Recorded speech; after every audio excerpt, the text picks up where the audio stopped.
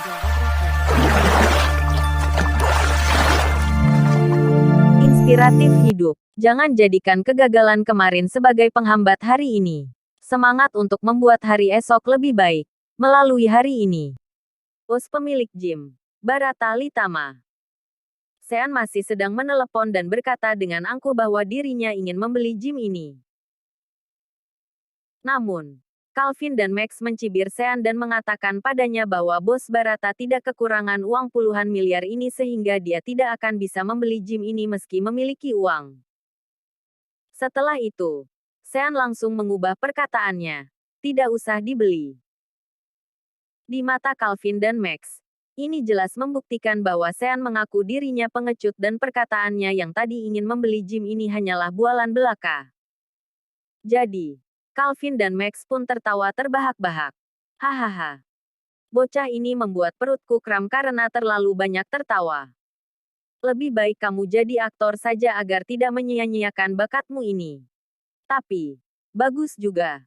Kamu masih mengaku kalau dirimu pengecut. Apa benar Sean mengaku dirinya pengecut? Tentu saja tidak.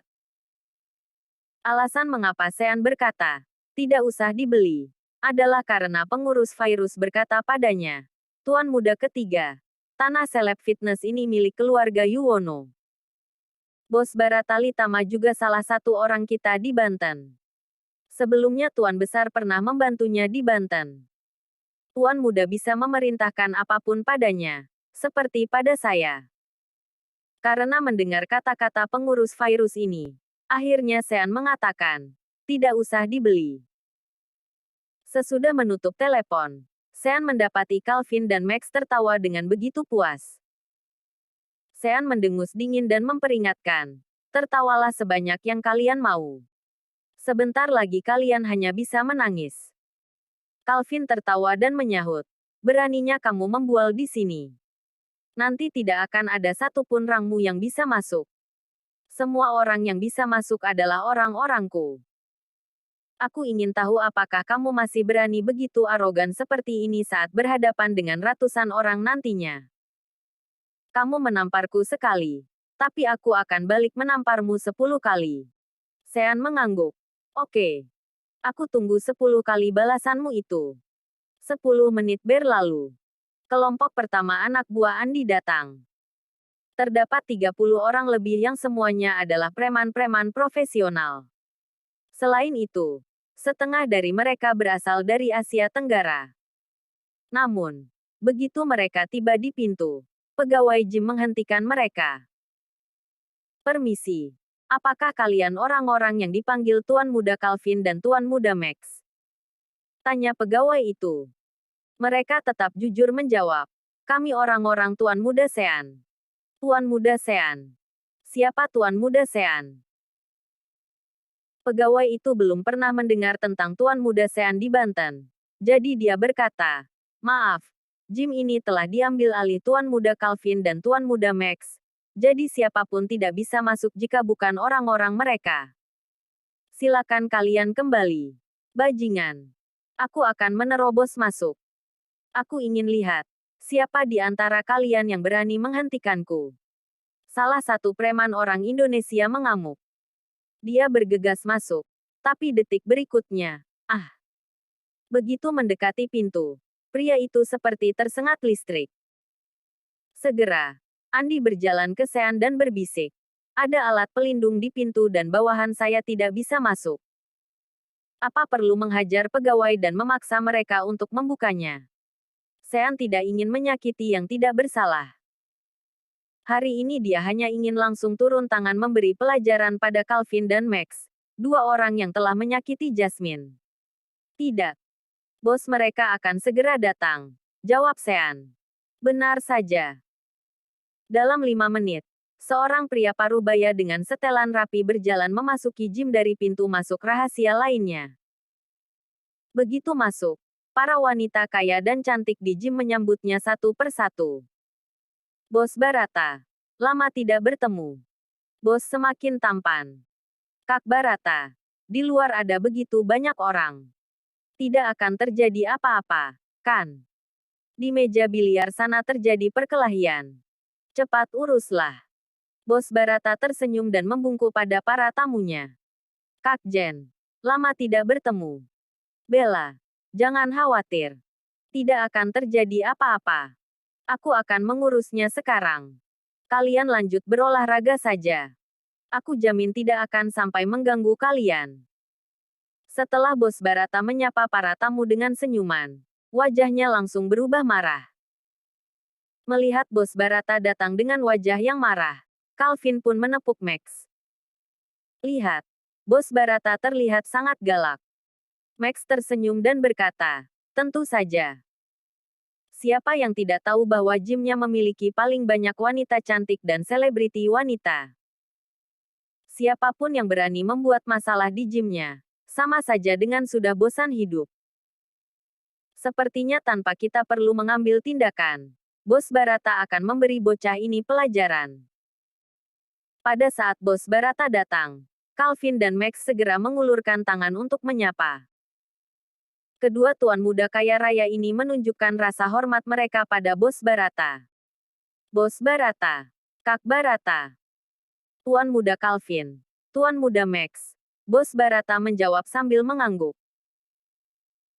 Calvin buru-buru mengeluh pada Bos Barata, lalu menunjuk Sean dan berkata, Bos Barata, bocah miskin dari Jakarta ini masuk ke sini untuk mengganggu kami. Dia terus-menerus berteriak dan menakuti para tamu bos.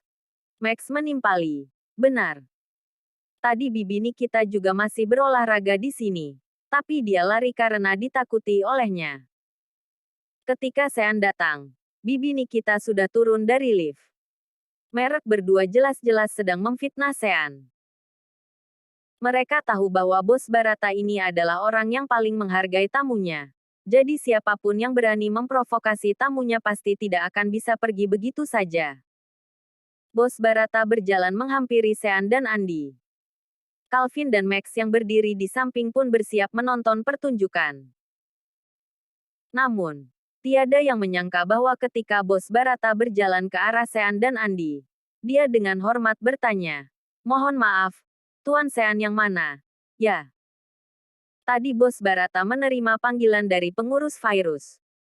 Itu sebabnya dia segera datang ke sini. Sebelum ini, dia belum pernah melihat Sean. "Saya," jawab Sean sambil memandangnya. "Apakah Anda Bos Barata?" "Tidak, tidak. Panggil saja saya Barata," sahut Bos Barata dengan sopan. Calvin dan Max tercengang. "Barata." Bos Barata menyebut dirinya Barata di depan Sean. "Paman tua, kamu bahkan sudah berusia 40 tahun." Tuan muda kaya raya seperti Calvin dan Max saja memanggil Bos Barata dengan hormat ketika bertemu dengannya. Tapi, di depan Sean, dia benar-benar menyebut dirinya Barata. Bukankah itu secara tidak langsung merendahkan derajatnya di depan Sean? Bos Barata berkata dengan panik, "Tuan muda Sean, saya tidak tahu Anda ada di sini sehingga tidak menyambut Anda yang sudah datang jauh-jauh kemari. Mohon maafkan saya. Silakan katakan, apa yang bisa saya lakukan untuk Anda?" Bos Barata sedang dalam suasana hati yang rumit saat ini. Dia tahu Sean dan dua tuan muda kaya raya ini sedang berselisih, sementara tidak baik baginya untuk memprovokasi kedua belah pihak. Namun, hari ini dia harus berdiri di satu sisi, yang pastinya di sisi Sean. Sean menjawab, "Anda dapat membukakan pintu agar orang-orang saya bisa masuk. Sementara untuk yang lain, Anda tidak perlu campur tangan." Bos Barata segera menjawab, "Baik." Setelah itu, Bos Barata segera menuju pintu dan menginstruksikan para pegawainya, segera singkirkan alat pelindungnya. Ketika bos sudah bertitah, mereka tidak berani membantah dan segera menyingkirkan alat pelindung sehingga lebih dari 30 orang itu pun akhirnya bisa masuk. Bos Barata kemudian berkata pada tamu wanita lain yang berada di gym, "Maaf, semuanya.